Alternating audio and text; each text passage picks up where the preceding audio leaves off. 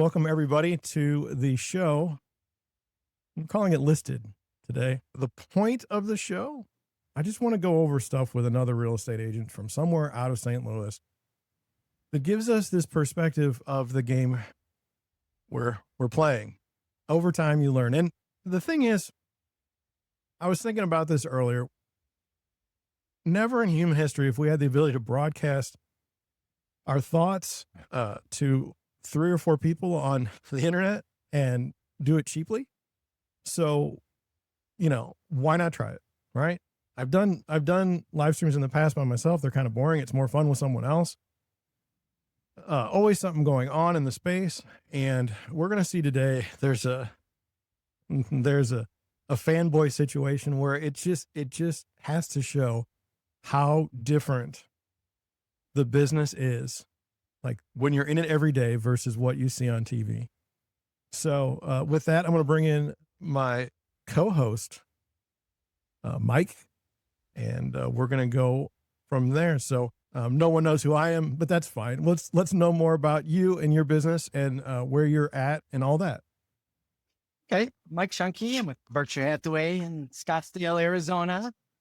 I do more of a private client business, residential, commercial, land, investment properties. A lot of relocations lately coming to the area, just a little bit of everything. I try and focus more on the client, not so much the asset. Every real estate coach will tell you specialize in asset. I specialize in the client and relationships, and seems to work. So that's very good. Very good. And how long have you been playing in the real estate pool? About 12 years ago, we moved out here from the East Coast. I was in the bond world prior to real estate and got to Arizona and said, what are we going to do next? And had a couple of friends in the business and it looked easy and free time. Boy, doesn't it look easy? Doesn't it look easy? So they make it look easy. And, if you just give someone a recipe card every month, you're golden. You'll do well. And then when the seller, I believe on the seller statement, sees the commission paid out, everyone's like, I need to be in real estate because that's the easiest job ever. And maybe it is. I've not found it to be that way. I haven't either. Yeah. And it's not getting easier. No. Technology, the more technology, yes. It all goes back to face-to-face and relationship. I did see a post about AI was going to take over the home showings. And I was like, okay. Okay. At this point, when someone says online that they're coming for your job, I'm like, take it. Take it. Home showings is probably about this much of our business. Yeah, but boy, it takes a lot of time. I mean, if I show one house, it's an hour, easy. It's an easy hour. And if I, set up a tour for a weekend, it is just hours. It is. And the organizing and the changing time. 100%. It's a lot. It is. It is. So I've gotten to the point where I'm strong enough where I know what's going on. And I can take what's real and what's fake very, very easily. So maybe a couple of weeks back, there was a post that said, hey, we've got this AI program that will call 1,000 people, within an hour. Great. Yeah, go for that. I hope that works out really well. You're probably not going to piss anybody off. It's probably going to go really well. And, that's what you need to do that's what we need AI for, is to constantly harass people. The 6 a.m. spam text. Yeah. So building off of our fun and excitement, St. Louis is a different place than Scottsdale in every way. And I think that online discourse in real estate tends to overlook individual markets. As an example, when I was, when the real estate market really hit it around 2009, I was in Denver, Colorado, and there were construction cranes. They had just approved marijuana legislation, I think the first state in the country to do so. Commercial warehouses were being retrofitted to the new reality. That was a building boom like none other. I had not seen a construction crane in so long. So when I came back to St. Louis and was more used to the no construction cranes, I was pretty much at that minute that I just understood instinctively that, look, there's a big difference in how real estate is conducted residential, commercial throughout the country. And I thought that in a way our show will be able to cut through this issue of, if you read a headline on, let's kick Zillow right off the bat. If you read a headline on Zillow and it says, house prices are collapsing, this is the first time in, 7 decades, but we've only got data from like 10 years ago. But anyway, it's still bad. And economist so-and-so wrote it. Buying a house, selling a house to me is so much more than a headline. Yeah. And it's been a trip. So I think that's what we're going to try to do. So just for fun, we picked 2 properties that were within a certain price range of each other. And our first fun and excitement today is to try and figure out, what are you getting for around $1 million in Scottsdale? And then what would you get in St. Louis for the same? This is a listing. Now it's $930,000. It's in Scottsdale. You take it away. I'm going to flip through the pictures if that's okay. Sure. It's North Scottsdale, up by Troon. It's a popular area. And Scottsdale's actually got a lot of land area. South Scottsdale, as John was saying, markets are different. South Scottsdale is a little bit older. North Scottsdale is kind of, everything's moving north. This house is in Troon area, popular golf destination, second homes. It's a gated community, just a beautiful area, as you see from the background. Is it a mountain? It is. That's on the other side. It's called Pinnacle Peak on the other side of it. But okay. And so is this one in is this like in the valley? So, or is this like off of a hill? So there's like houses to look over on top of this one. As you go from Scottsdale is basically a suburb of Phoenix. As you go out, you go up into the hills. So there are the McDowell Mountains, and you go up into the hills, and North Scottsdale kind of winds in between, in and out. So it's actually city land. It's owned by the city of Scottsdale. It's a park. So at this house, can you look down on someone? On that one, you cannot. And then you can't buy a house where you can't look down on people. They try $4 million. Without, so you're not having, and that's the first thing I always look at when I'm showing. We walk into the backyard, is there who's looking down into your pool area? And I don't want that. No. But all right, so then behind it. That doesn't look like there's any yard. There's no yard. Is that rocks? It's rocks. It's called desert landscape. It's popular. Actually, if you have grass lawn, the city of Scottsdale will pay you to replace the grass lawn.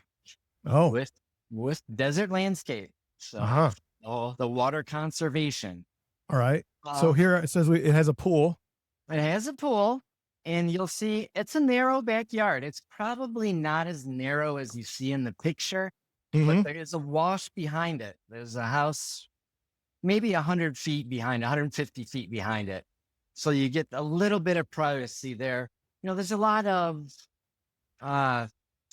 communities are right on top of each other. But as you go further north, you get a little bit more privacy.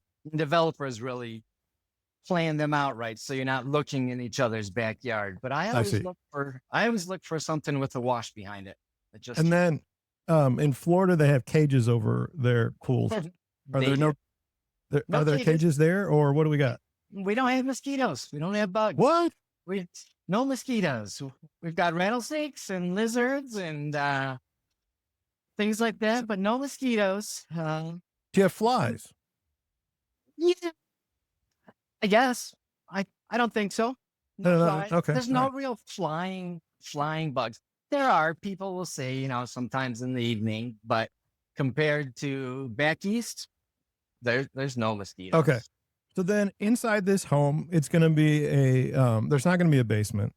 No basement. Is the tile is that a special kind of tile throughout the house, or what is that? Is that normal? Do we no hardwoods or? The hardwood is starting to come back in the higher end properties. Okay. A lot of just ceramic tile, the travertine tile. Just nobody wants carpet anymore. I'd probably St. Louis too. Right. Correct. But just, people like that. Everybody's putting that luxury vinyl plank in, and there's nothing luxury about it. I think we've talked about in the past. Yes. We disagree. I like it in the basement, but you don't have basements. So, right. I mean, Right. What year construction are we looking at? What would be reasonable here? Was this like 2000s? Mid 90s. Mid 90s. Okay. Late 90s or late 90s. I should have probably. Yeah, it's on the listing. I could look too, but but I didn't. yeah. Late 90s, early 2000s. Typical, 2,500 square foot on it's probably a 8,000 square foot lot. Private community, lots of golf courses around. You see down into Phoenix down there in the background. Oh, I see. But nice community. And I looked this morning, actually, it's been on for 150 days. Yeah. I have not been inside it, but that surprises me a little bit. I think maybe it's a little underpriced and people don't, that area, there's a $7 million house in this neighborhood as well. Well, construction. I don't know if it's true there, but I know that if I miss pricing on the first weekend, I'm going to be punished severely. 100%. 100%. No one believes that though. Like a seller says, the seller's logic is, I just need one person to write an offer. Yeah. And I understand their thinking, but man, if you like everything I've ever seen is if I price something right, it doesn't matter if the market sucks or if the market's great. I price it right. Okay. And then the first weekend, that's every single buyer that's been rejected by every single property that they've ever written an offer on. They are the most hungry buyers. They have been stalking their Zillow, their portals, for weeks and possibly months. They've been, like in St. Louis, they've been beat out on 5 other houses. Right. Okay.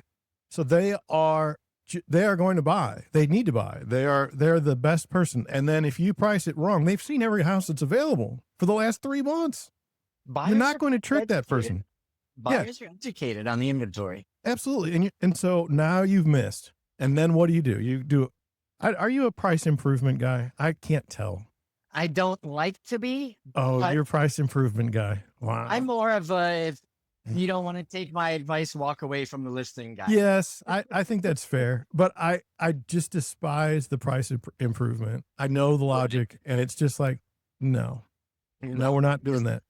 I wouldn't normally, but I just did one, so it's tough for me to say. That's fair. Look, there will be people that will be able to record our show. Yeah. And tell me all these things that I've said, and they've been, one way, one day, one way, the other. Right. I like to look at it as I evolve.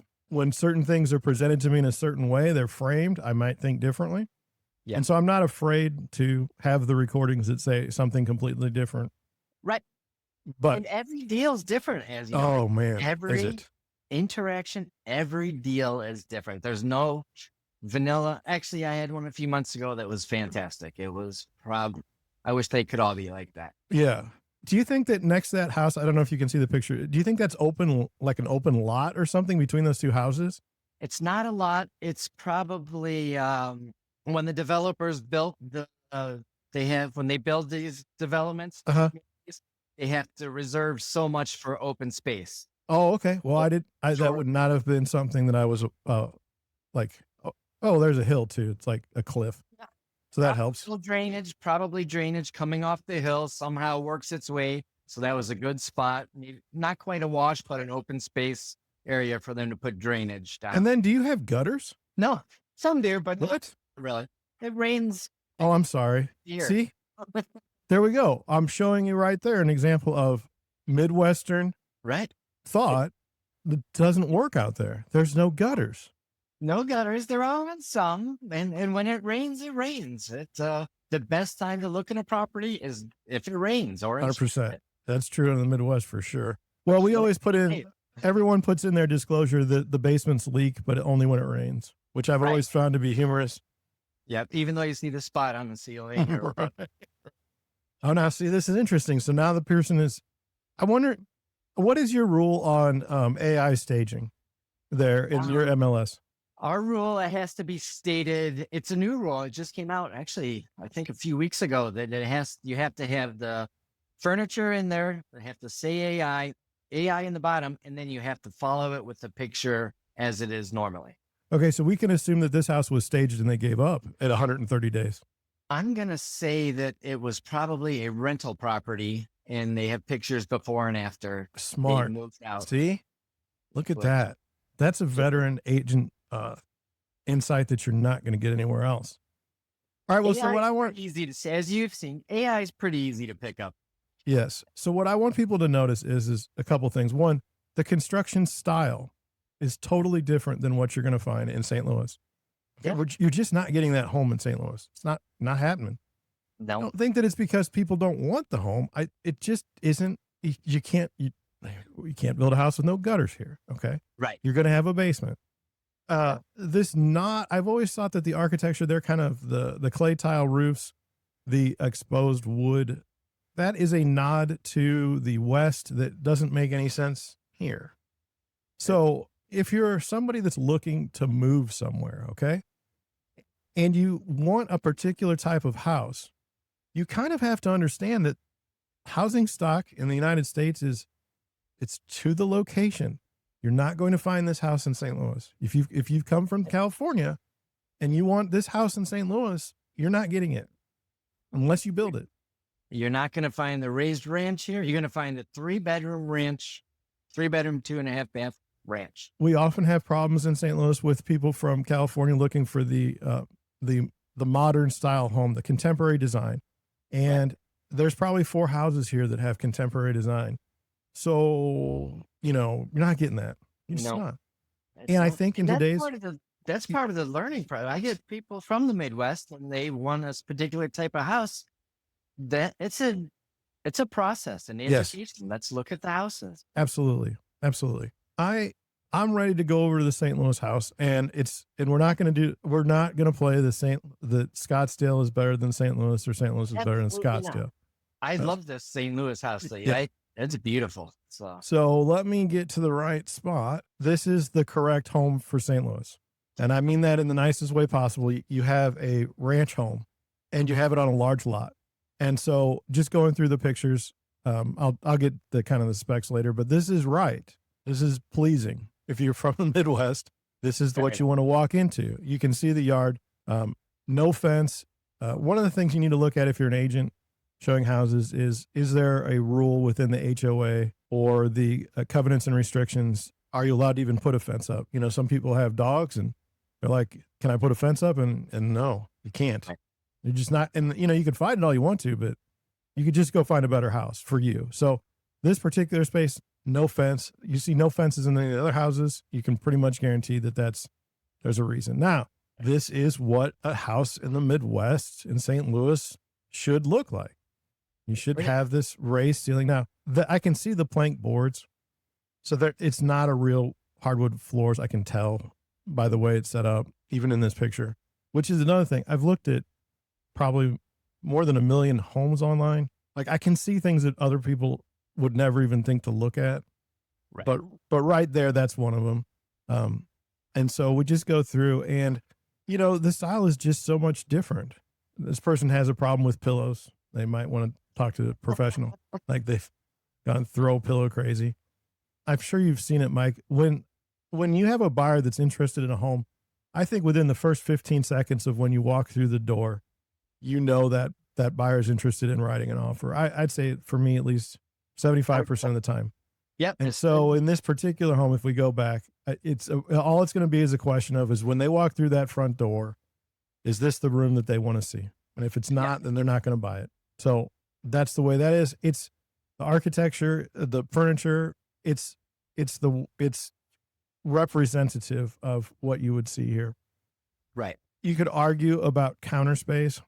If I was the agent listing this property, I would immediately remove the coffee machine and these 3 pots, because what you're showing is that your counter space, even though you've got what seems like a lot, once you put your butcher block knives and coffee machine out, you're going to be hurting. It's always different from the buyer's side or this. Are you a listing agent or are you representing the buyer? Yes. You at them differently. Absolutely. So on $1 million house, would you have to have the premium appliances there? And no, not so you don't need Thermador or anything to take you through? No. And if you're in $1 million neighborhood, you might not want them because then you're going to expect the 1, 2, 1, 5, and you're not going to get it just because you have a Wolf stove. Okay. Here, if you're at $1 million, you're going to have to have the appliances to go with it.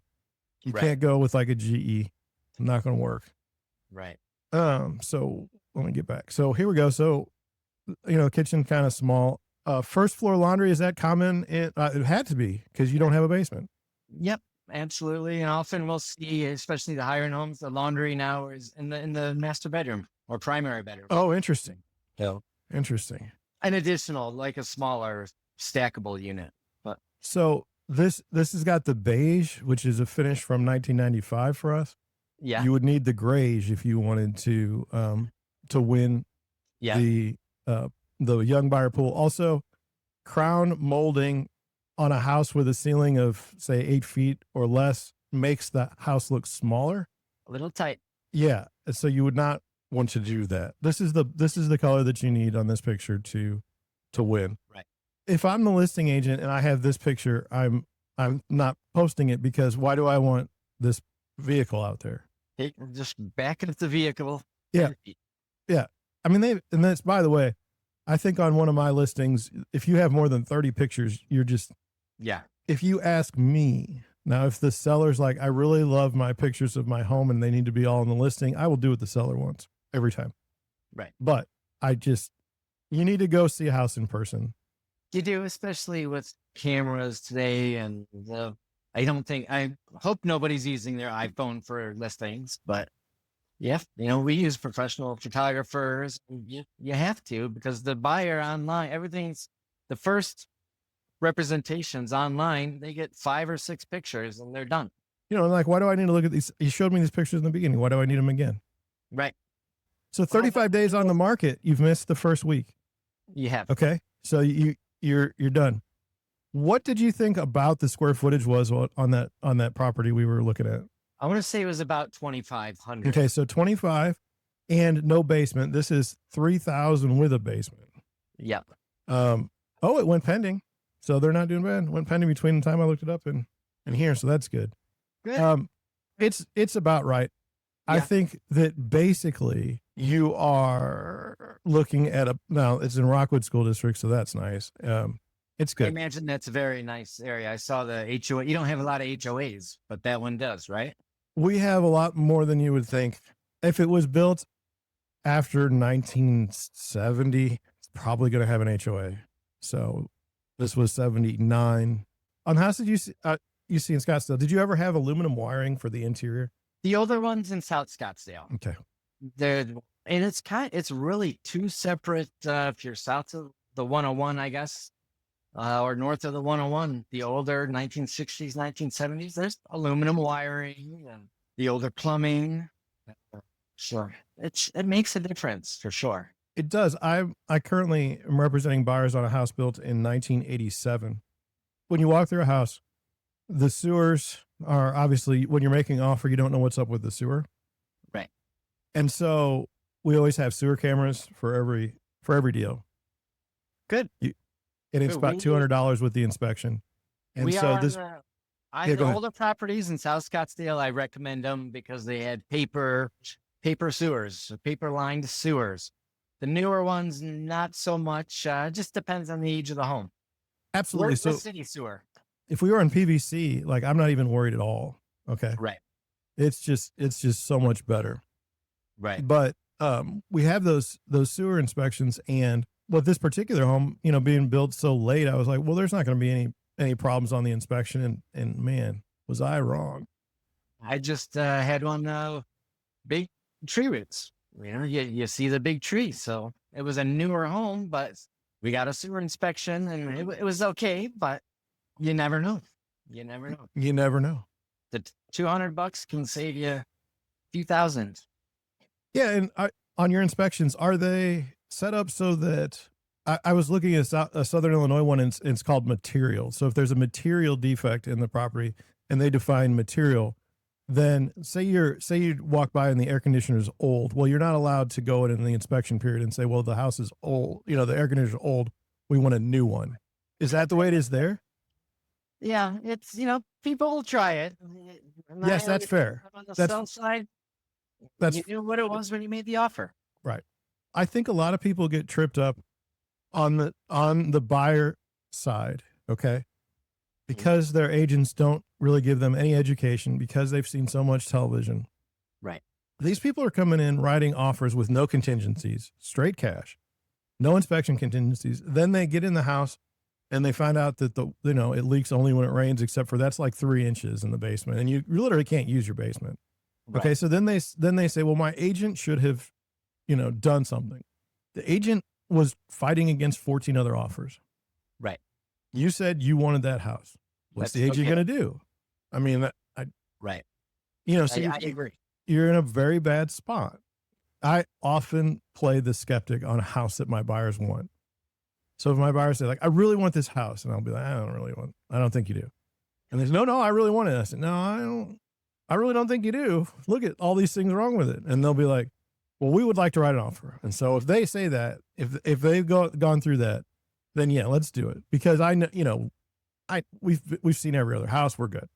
Right. But I very seldom ever, you're supposed to lead every end of a showing with, so are we writing an offer on this property?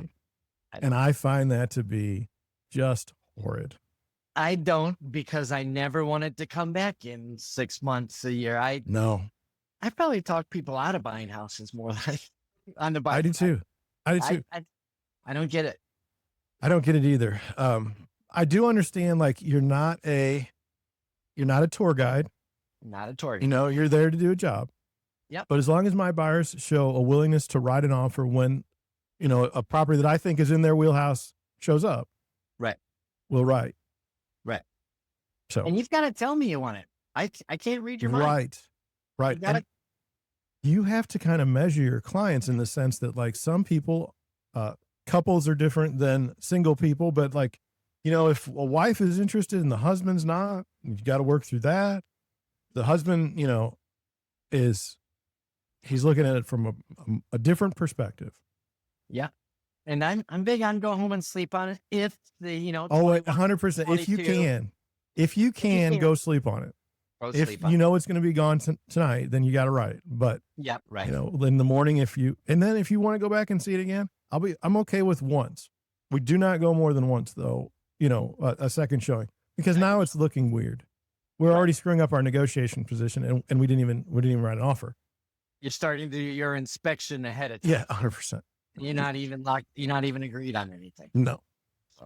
So, all right. Well, so the bottom line is houses are different. We all know that, but this is like to try to show that they're really different. They are. And that's part of people. You sure probably have people coming from Chicago to St. Louis or whatever. It's different, and it's a process. You can't just look at it online and buy it. So during the Great Flu. Yeah. We were seeing all these articles on all these legitimate websites about how people were looking at the video online and buying the house. And I was like, are you kidding? Like, what makes you think that I'm a real estate agent? Okay. Do you really think I'm going to show you everything wrong with the house in the video? Right. If I'm listing it? I did a lot of video walk. We sold a lot of houses then. Just live video walkthroughs. Right. But somebody's got to smell it. 100%. How many agents out there would say, oh no, we're going to really. Right. Yeah. Somebody eyes on the property. Yes. So now we're going to have some fun, because this is going to go against what I've been told all my real estate career. This was a post that I made because of a property, and I've got the listing with me. Okay. And I'm going to read it because I can't tell for sure. Yeah. So it went this way. I said, I listed an investor house yesterday, investor's code. In the listing, it says possible tear down on a slab, mold abatement needed, and the remains of the HVAC are sitting in the living room. Oh, and there's a tree broken in half hanging about 20 feet in the air. And the agent remarks, I say, if you must go inside, wear a mask. The mold is overpowering. Bring a flashlight. I said, I've had a bunch of showings today. Feedback is that the house has mold in it. And I said, people are looking at the price and not reading the listing at all before setting an appointment. And I don't understand. And I will show a peek behind the window here. This is the actual MLS listing in the MLS. It's got it. It was an investor one. It's pending. It says in the realtor remarks, mold is present and quite active on the first floor, particularly concentrated around the kitchen area. Agents and buyers should use caution, wear a mask if entering the home. The HVAC remains are currently in the living room. There are no utilities on in the property. Bring a flashlight for any evening showings. Significant tree issues on the lot. 2 large broken hanging down branches are suspended over the property. Please use extreme caution when walking the grounds. All right. So So Mike, let's have some fun. When you read that listing, what would you, if you were the buyer's agent, what does that say? Come on, expect it's rough. It's a teardown. It's rough, which might be okay, depending. But under no circumstance is this one of those where you're going to just take some bleach and wipe off a wall, right? Right. Yeah. That's pretty good. That's descriptive. Yes. And Not AI written. I have never seen so much interest in a property in my life as I saw with this property. It was $40,000. A $40,000 asking price. And what happened was people literally weren't reading the description in any way. They saw the price, they saw the location, and they were just going crazy. Wow. There's one picture of the place. Here's the picture. Okay. Like if you're a veteran in the real estate world, you see these pieces of paper on the door. Okay. Those are notices from the municipality that you're in trouble. Right. Okay. I tried. All I can say is I try. I don't like to waste people's time. Right. So, And I would rather put it out there. They're not going to read. They don't read it. no. I'd rather them be excited and have it be better than get them to the house and have them be disappointed. Yeah. Everyone talks about how you need to write this description that's going to bring buyers in. Okay. Honest to God, they look at one picture and they're either interested or they're not. It doesn't even matter what's written in the description or anything else. Yeah, a few catchwords in there, high ceiling, open floor plan. Yes. Yes. So I was shocked. And I was shocked by the universal reaction amongst agents across the country that said, yeah, they literally they won't read. No, not at all. Agents won't read it. Buyers won't read it. Agent out of California said, I have a pool. And one of the complaints after someone went through the house was it has a pool. Right. Right. Or the square footage. The house is too small. Well, it's a 2,000 square foot house. Yes. We have a square footage game in St. Louis where it's above ground square feet. Okay. But then if you have a basement underneath, it's not above ground square feet. So Zillow just shows what's called living area, which is the combination of the two. Right. And so all of a sudden you get a house twice as big somehow. Yep. Which is ridiculous. Or in St. Louis City, you have people that have an attic and they've decided that the attic is big enough to call it a room and a living space because the appraiser was up there. And so now all of a sudden the house for 100 years has been like, say, 1,000 square feet. And after the appraiser went through it, it's now a 1,300 square foot house. And you're like, finished attic. Yeah. I agree. The buyers, they don't read it. And then they're surprised when it's not on there. And I think that's the agent's fault. Yeah. I've had in all the career, I've had one set of buyers who felt like I was holding out on them, that there was this secret property somewhere. Okay. That I just wasn't showing them. Okay. And so I don't understand. Like I see my income as tied to them buying a house. Okay. Right. So I don't understand why I would hold a house back. Yeah. Under any circumstance. Why would I do that? And I'm sure you, like me, I'm calling every expired list. I'm digging. If somebody was looking for a house and we can't find it, I'm calling. No. And one thing, another thing that people don't realize is I may actually have a buyer. If I send you a letter and it could be legit. I could have a buyer that wants to buy in that neighborhood and there may not be anything available, but it's maybe coming soon. Even if you have an agent that you're considering working with, that's fine. I'm looking for this house. I'm not trying to flip it or anything else. I literally have a buyer and I really would like to, if you're interested, like, let's do a deal. So I sent a letter yesterday. I've been trying to track the owner down of this property up in Cape Creek. Mm-hmm. Sent the letter. I can't get a hold of him. Yeah. I've got somebody right now that wants it. Right. Yeah. So, all right. I think we beat that one to death. Yeah, that was funny. That was interesting. Okay. For sure. Let's I will comment. Buyers often they don't know what they want. Absolutely not. They want this, and you'll end up getting a completely different house. Husband and wife are definitely not on the same page. A lot of times I'll meet with like a newlywed couple that's never bought anything together. So they wouldn't know, they wouldn't have any idea how to work through that. I mean, Right. they didn't buy a car together, so they just have nothing. Right. And now they're going to buy a house. Yep.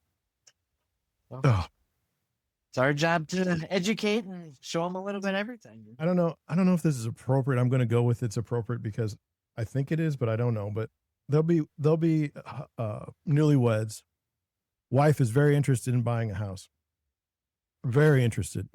Husband's not really seeing what's going on here. And so wife, we're going every weekend and, they buy a house and 6 months later, there's a youngin in the house. There's a baby in the house. Husband had no idea what was going on. Didn't have any idea. It's his, I hope. Yeah. Yeah. Well, thank you. You can say that. Thank you. That was good. I liked it. I think that it's important that we take a moment for Alan Greenspan passing away. I'm not happy that he's dead by any stretch of the imagination. In my life, he was a rock star and probably the first rock star of the Fed that I'm aware of. Right. And there was nothing wrong with him. Okay. No. That I don't know where in the article say, but I don't remember him having the Goldman Sachs pedigree. It wasn't like Paulson or Bernanke or one of those. Right. The Fed is a big topic of conversation. I don't have any interest in getting into that. Oversimplified. Yes. No. Yeah. I think that real estate media has traditionally said when the Fed raises rates, that your mortgage rates are going to go up, and when the Fed lowers rates, your mortgage rates are going to go down. But it's such an easy article. Right. And are the Fed meetings every 2 months or every 3 months so you've got 6 pieces of content every year. Right. Built in. Right. You, in a way, I don't know that you can blame. I don't believe the stats the Fed gets are what I would call real. No, I agree. So they're going based I'd say they're blind, half blind at least. Right. I think the importance of the Fed during Greenspan's time is to provide an air of legitimacy to a position and leadership. Okay. That's what he brought to it. He brought the Fed had some authority and they could make things happen. This is I just did one, eulogizing the man. He was 100 years old. Yeah. You're going to have good days and bad days in 100 years. Yes. And I don't care. Like the idea that he's a libertarian Republican. I mean, I don't care. It wouldn't matter. Anybody's politics in the 80s. I don't think we knew that. And would I, no. Doesn't matter. No, it didn't matter. And then I didn't realize he was there before Black Monday. I didn't know that. That was a big deal, but a little bit before my time. I was 10, but I did know about Black Monday. It was a big deal. Yeah. I've not, on a side note, the real estate crisis, 2007, 2008, that children went through. I don't think it's remembered. I don't either. I don't want to say 9/11. They don't remember 9/11. They don't. You and I were adults during the 20 years ago, but still getting our feet wet. I don't know if a Fed president will get confirmed by both Republican and Democrat. I know anymore. Political. Yeah, I don't see that. On Greenspan, the economy was going crazy. Yeah. The .com thing was real. Oh yeah. Okay. It hurt. It was, but I mean like when the idea that you could have this computer and it would do things that would actually help you was really like a new idea. And it produced amazing results. No complaint. Right. Could someone other than Greenspan have gone through that era and done differently? Maybe, but I don't think for such a giant to just go away peacefully like this, without much, fanfare, just kind of shows that, you sometimes you just get old and you kind of wither away. It's not as big of a deal. He was a really big deal. Like they would show press conferences, they would break in to show his his prognostications, if they're going to raise rates, if they're going to lower rates. I would say a lot of the population probably didn't know who he was. Really? I was in a bubble, I guess. I mean, it's Still important. in real estate and the economy. Yeah. I would say a lot of the population didn't recognize the name. And the things I wanted to go over, there were three that we haven't talked about. One, he was married to Andrea Mitchell. Right. I did not know that. Oh, I did not know that. I did. And I always found that this is to me a heartwarming love story of people that can see past their differences. And then the other thing is, I don't know, did you know this other thing that I know about him, that he liked to soak in a tub? I had heard that. Thank you. I had heard that. Thank you. Oh. And you know what? I felt like good for him. Like he found something he likes to do. Perfect. And then he coined the phrase, the irrational exuberance. At least maybe he didn't coin it, but I remember him with it. This idea that, the market may track at a different level than what is real. And man, during the .com era, it sure did seem that way. And does it sound familiar to today? It certainly does. History doesn't rhyme, it repeats or something. Right. I don't know. All I can say is that this guy had, he was like Teflon. He's really good at his job. Yeah. He was really good. 20-year career. 18 of them were fantastic. 2 of them is what he's remembered. Well, I mean, okay. Yeah. So he stayed too long. Like if you're a Fed chair, I'm just off the top of if you're a Fed chair, don't you want to be there during good times and then leave when things are going to hit the fan? I would hope so. That's what I would want to do. Yeah. He just missed. I just didn't see that end.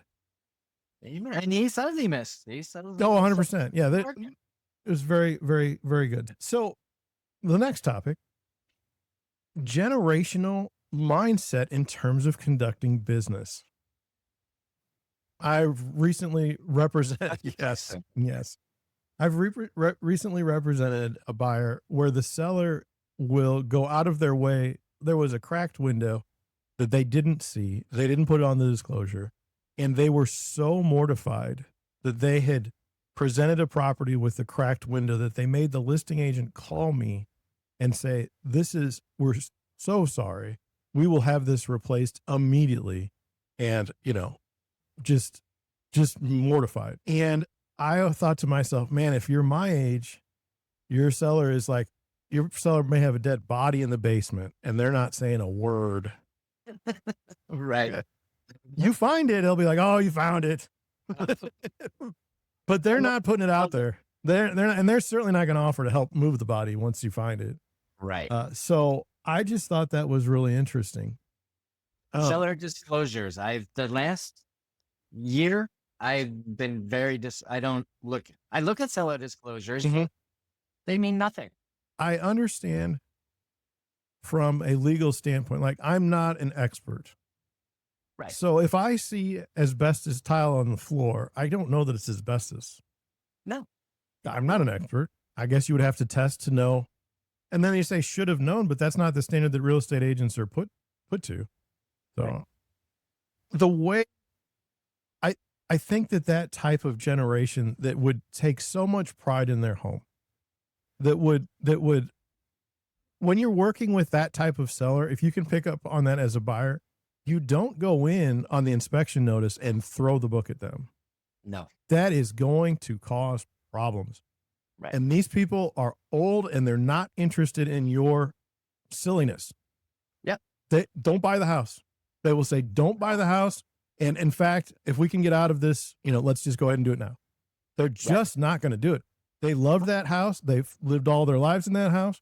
And you're coming in there and you're assaulting them with an inspection report. Like you send these people the light switch, the light is broken. The little face is broken. You send over that in the inspection report and see how that goes. Right. It's probably been broken for 25 years. They're just not going to fix it. They're fine with it. Right. You saw it when you walked through. Deal with it. Right. We all have things in our house. Oh, 100%. It doesn't bother me. But then I've been in a situation where I'll be doing deals with someone, with a buyer that'll write me a 75-page text. And I'm old school in the sense that, like, if you're going to send me a document, you have to send it to me an email because I can't take the text and put it in my phone in such a way that's efficient. Right. I don't want to do it.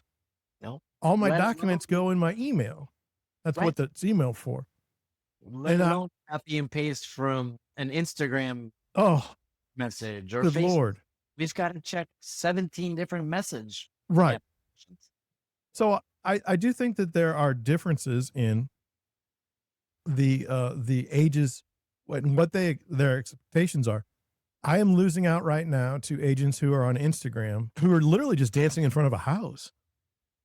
And there's like, it's CapCut. They put like a caption and they're like, I'm dancing. Yay. And then like a 22-year-old person is like, oh, look, they dance in front of a house. I should use them. Does that work? Oh, it does. It does. I've lost out. I lost out. I had a really good in with a person and their kid was like, you know, this person dances on TikTok or dances on, maybe it was on TikTok, but or Instagram. You can dance on both. And I agree 100%. And then there's this funny thing. Are you familiar with the term Schadenfreude? No. That's taking enjoyment in the misery of others. Schadenfreude. I haven't heard that. Yeah. So I don't know. So what happened was they ended up going with the dancing real estate agent, and they wanted to be their friend. Like, I like my clients. I mean, you're really important if you're my client, but like these people wanted more. They wanted to be friends with their agent, and their agent's dancing on TikTok or Instagram to sell houses, not to be your friend. Right. Right. And so then they were hurt, and then the basement leaked and caused all kinds of flood damage. So was I happy that the buyers got what they wanted, which was a better dancing Instagram agent? Yes. Yes, I was. Was that Schadenfreude? Yes. Is it bad? I don't care. You didn't want to I wasn't going to win on the dance contest. So no, I can't believe that works, that people choose that, but if they want to, that's fine. That's not the buyer that I want to work with. And I hate to turn away business, but I want to click, and I don't want to be every client's friend, but I want to be friendly. yes. You've been doing this long enough. You get invited to the birthday parties And I would go. graduations. 100%. What else am I doing? If I'm not showing houses, I'm going. Exactly. I've been working with somebody for like 6 months, and they want me to go to a birthday party, and there's food. I'll eat the food. I like food. It doesn't take much to get me to go somewhere like that. You'll probably come up later in a different topic. I'm an ordained minister. I'm married. I've done clients. Yeah. What? There you go. Love it. Yes. Fantastic. But I'm not going to dance in front of your house. It's not going to work. Wait. See me in a skirt. No. I got one for you. I tried to do this with my wife. I tried to explain it. Had a lady call me the other day. She was had slurred speech. I said, hey, can I help you? She's like, I'm an agent with so and so. I said, okay. She's like, my buyers want to buy this house. I said, okay, cool. She goes, I just had a stroke. It's like, all right. I'm sorry. She's like, I used to do so much business. She said, I wore my skirts short with high heels, and I did so much business. And then she said, I got a stroke. No one calls me anymore. And she says, by the way, will you take, let's say $25,000 off the asking price for this particular house? And I said, no. And then goes back to the story. She's like, do you know about this one rule? And I said, yes, I know about this one rule. She goes, well, could you explain it to me? So I explained her the rule. She goes, wow, you're so smart. And then she threw out another offer, like $5,000 more. And I was like, this isn't like you're literally negotiate. You're trying to negotiate with me, you silly. You want me to feel sorry for you because you had a stroke. Now you've told me I'm smart. So now I'm going to be all excited. And all you're doing is just pump. And I was like, this would have worked for someone. Short skirt would have worked. But, 80 years old with a stroke and not doing well. That doesn't work. No, it's a strange world, strange business. It's, are we influencers or are we professionals? Like, I don't know. if you want to sell yourself, there are better ways to do it where they're more lucrative. We're going to go there. Well, no, I mean, just like I think what are those, I'm not from this part of the country, but in like Las Vegas, I think they have like bottle women or something that sell like liquor. Yeah. I think you can make good money doing that. I don't have any problem exploiting your looks, but one of my brokers way back in the day was like, John, if anybody was good at sales, they wouldn't be selling real estate. Right. They would make more money selling something else. And he was right. It's 100% right. That's interesting. I hadn't heard that, but that's interesting. Yeah. So I'm of that opinion that yes, you know, if that's what you want to sell, you can sell it better other places. Right. This isn't the spot for it. No, You know, I approach it as, everybody talks about real estate sales. You're in real estate sales. I'm in a real estate service business. Sure. You can buy if you want, great. You can sell if you want, great. I'm here to get you there as a service I provide. I mean, in a deal, do you know how easily I can tear someone apart that got their license in 2024? Right. I don't know at St. Louis. I think we talked about Arizona's 90 hours. You can have the same education expertise as me in 90 hours. And if you dance better in front of a house, somebody might hire you. That's great. All right, we're going to do two quick topics and then we're going to bolt. The next one I had was, do you personally attend your inspections? 100%. How could you not? 100%. You hear things, you see things, what's important, what's not important. Exactly. How do you have any context? The inspector's job is to cover their ass on this? 100%. But that's the inspector's job. Whether it's important or not, they've got to put it on there. Well, my inspector has this little thing where he goes around and he shows the people like, here's the shut off valve for the house. Right. That's nice. But he's got it so set up that he's just going through the motions. Yeah.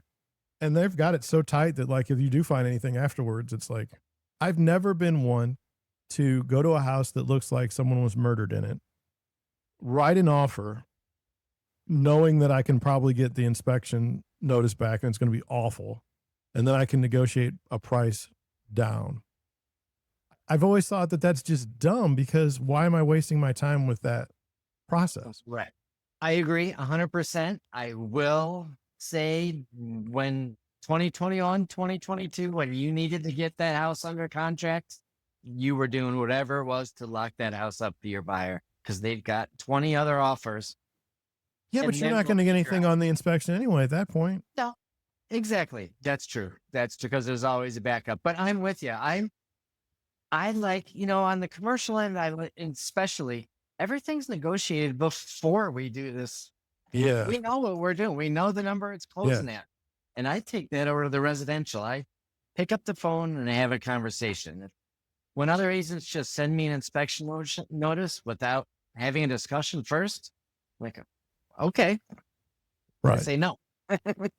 It's just, if I'm on the buyer side and I'm asking for something, right. I look at it that I'm asking for something because I think that it's something that I could not have possibly seen during the inspection. Right. And so item. it's a big ticket item. Right. Like, so like I was saying, the sewers, like if we see something on the camera and I need that fixed. Right. That's just always the way I've looked at it, but I've never looked at it in that deal where it's okay. The seller's obviously listed this house too high. I'm going to come in on the inspection notice and I'm going to, but I've got one more for you. Another trick that I know goes on. So you and I are not the right kind of agents for this, but what'll happen is you'll have inspection companies that are almost like franchises and they like to pay real estate agents for like a referral, but it's not, you can't really do that. That's probably not legal. No. But somehow it seems to happen. And what happens in the actual inspection is these buyers are getting this inspection and say a normal inspection's $600. Somehow they're getting $2,500 worth of inspections. Okay. So now they've put them, they're not getting that money back, the money for inspections. Okay. Right. So now this guy, I mean, this organization has been paid to find everything wrong with the house, and they're going to find, even more wrong with the house. Right. So you have disadvantaged your own seller or your own buyer because they're now locked into a deal. No matter what happens, the seller can say, "Go take a hike. You just paid $2,500, you idiot." Right. Like, why do I care? What's wrong with the house? No. You're not serious in wanting to buy this house. Right. And I've just seen that, and I find it to be silly.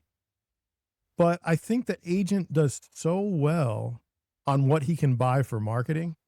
We're talking about teams with like 6 people. So that last buyer's agent basically just graduated from the mall, and they're out there just, rocking it. They have no idea what's going on. And they're not getting the best lead anyway. So, I mean, they're miserable. So And they have the experience or the eye to point out like this maybe 10, you see maybe 10 years old, but it's working. It's working. The vents are clean. Yeah. You don't need it. Like a house falls apart. Right. You spend money on the house the rest of your life. And I always say in Arizona, the contract is an as-is contract. That's plain as day. It's an as-is real estate contract, and the condition the property was in when you looked at it. That's me, Peter. Well, that's okay. All right. Well, then. It's an as-is contract. We'll fix it if you want. If that's what we got to do to make it work. But we're going to end on this wonderful thing. I put it out there. Have you ever fanboyed a listing? And fanboying a listing is when there's somebody that's in your mind a rock star or something in the real estate space, and you get a little bit, I don't know, you get a little bit crazy. I have 2 stories. One is from a good real estate broker that I knew. He told me a story one time where the hottest agent in St. Louis, I mean, doing the most deals, he was, my friend was was representing the buyer, and he was representing the listing. It was the sellers. Mm-hmm. And my friend wrote an offer, and I mean, really just tore this guy up, the listing agent. I mean, tore him up. Right. Because, in our business, if you take too much on at one time, you can't be paying attention to everything. And so this guy was clearly not paying attention. And at the end of the deal, it went through, everything was fine. And within like 2 months, that guy quit altogether, left the business. Top agent out. Wow. Interesting. My story is there's a luxury home broker here in St. Louis that's like, generations of inbred people use this group. Okay. I said it. I'm not ashamed. I think we'll get along just fine. I'm not ashamed. They are. This is episode 1. Episode 100 is going to be fun. Yeah. So these people are clueless. They have their wealth for some reason other than intelligence. And so I said, this woman I had an agent at the time, and this other agent said, "I'm going to call my broker on you because my agent simply said you didn't write a counter during the time that the counter was available. You sent over a counter like 6 hours after the expiration date. We're back on the market." Okay. Which is real. We have a time. If it's not accepted by that time, the contract's dead. Yep. So this lady said, "I'm going to have my broker call you." Great. So my agent said, "He's going to call you." Like, okay. Like, yeah.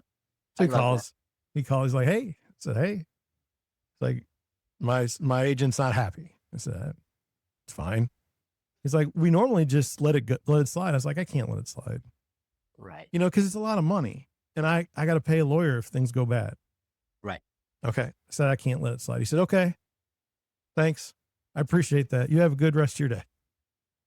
I was like, that's it. He's a pretty nice guy. I was getting ready to, I can throw out words as quick as someone else. I was ready. I was ready. But no, very nice. That was my story. Not much, but it was, I wanted to not like the guy, Right. but I couldn't. He was nice. I think agent and broker makes a difference. Brokers, I don't want to say bite their tongue. You think they're a little bit more rational, nice or not nice. It's how can we work to get to a solution? So I run my own brokerage. Yep. And at some point in time, I realized I can't have agents because I can't fix broken. Okay. Right. Many agents come to our industry broken. I can't fix you. Like the wiring is not right. It's not. Right. And so similarly, if they do something that's totally not within the normal bounds of logic, I can't be upset with them because they are broken. Yeah. So at a certain point, I just said, no, I'm just not doing it. And another thing is, like, you make me go to a Tuesday morning meeting and tell me about how great the real estate market is. I'm going to shoot myself. And I can't take that. Don't try to hype me up. Okay. Right. Some days I want to be miserable.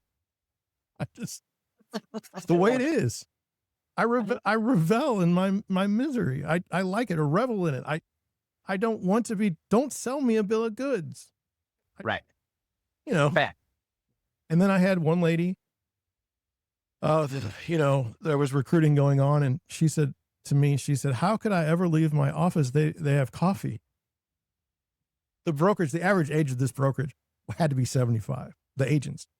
And that was her social group. That's where she had coffee. I would imagine that happens a lot. I think do you have a geriatric brokerage out there where it's just like, I can think of a few that I would, good. I can think of a few. Isn't that wild? I think it's wild. All right. So look, I've never been on TV. I'm putting it out there. It should be. You're doing great. Well, I had a friend, not you. Here's where the bubble burst for me. I had a friend they were doing a reality show, and it was a flipping show, and they were doing a pilot. And my friend was a woman, and in the show, her and her husband were going to look at houses, but she's not married. And that dude is not like he's just some rando. And that, like, you're presenting a husband and wife that they don't even know each other. No. And if it's going to be that, and then in my younger days, I did construction. Okay. And oftentimes in Detroit, old houses, 1920s, were plaster lathe. There's lathe behind the plaster.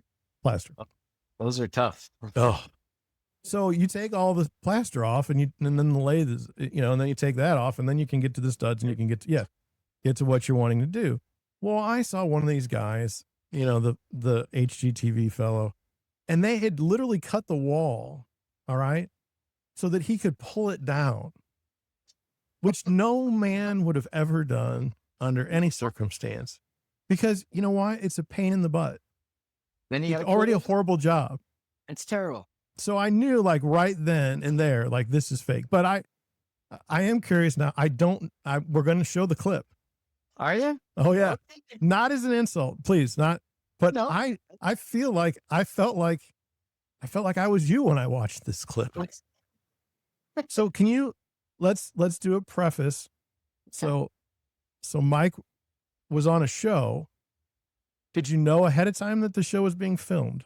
How did you figure that out? It was a broker open, and it was announced. Invites were sent out. A friend of mine had the listing and was working with $1 million. I don't know the name of the store. So some Bravo $1 million listing, and they'll come and, it's the broker open. We'll be doing some filming. So we said, let's go and check it out. Okay. Now, didn't know when the cameras were actually, when you were being recorded. I will say that. Was it anything like a real broker open though? No. Yeah. Right. No. Right. It was a little organized. Stand here, stand there.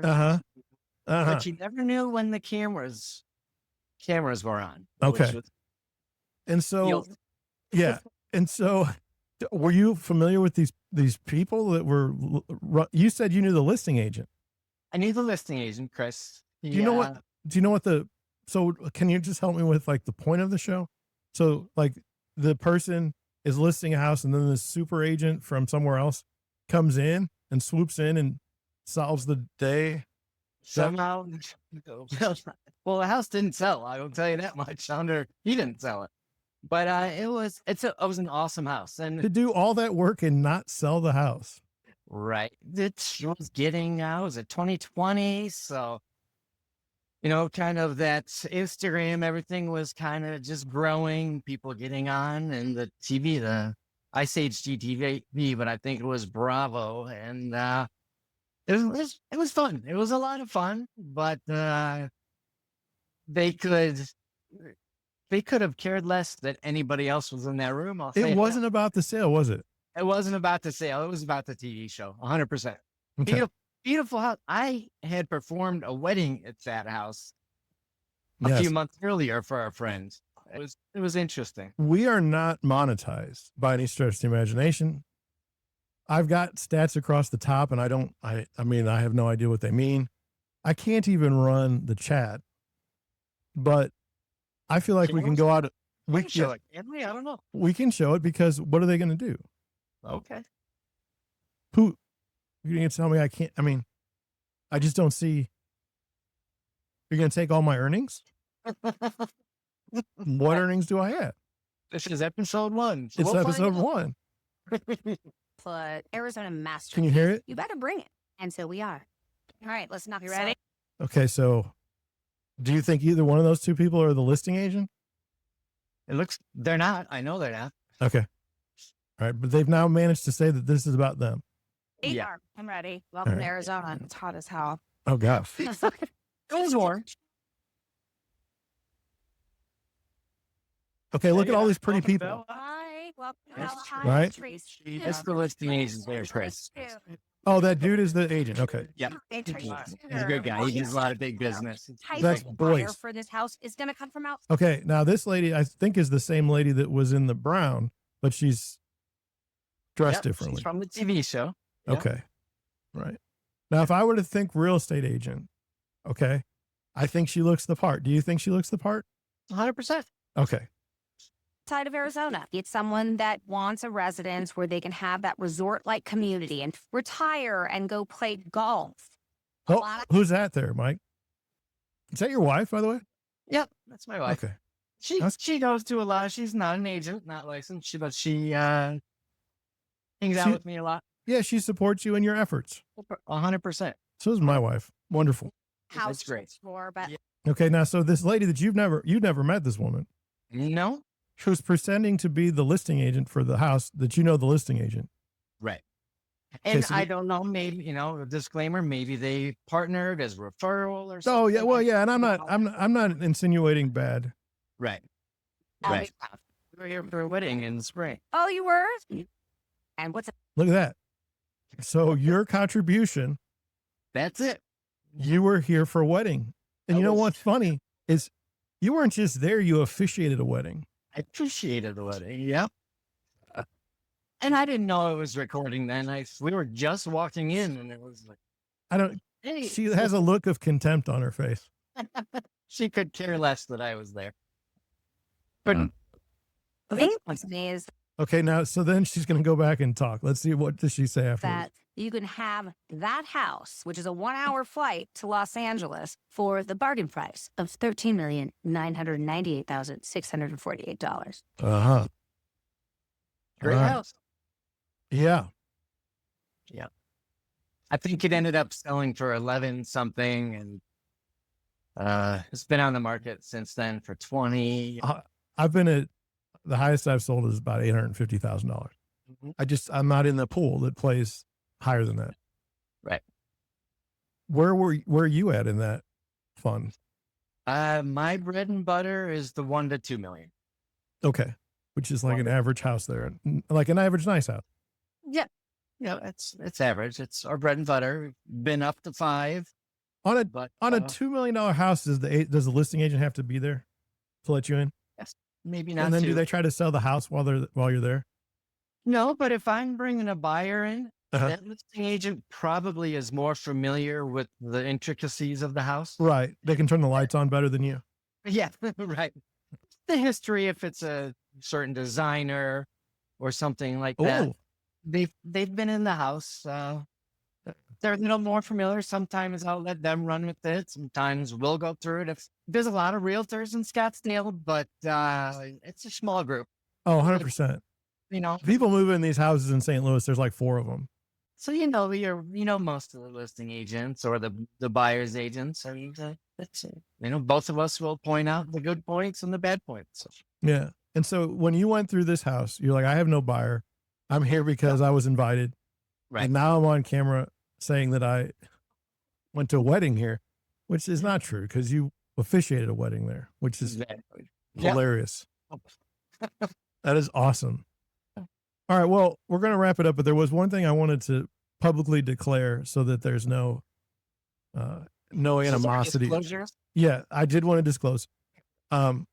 Mike has me beat in every single social media channel by thousands at times. And I just think it's funny because you could tell me like, I'm not interested in you and your low follower counts. You could say, I don't want to work with you because you've only got 1,000 Twitter followers and you've only got, I think, 285, maybe Instagram, or that's Facebook, one of those. But you're, in the thousands. You're a social media star by relative standards.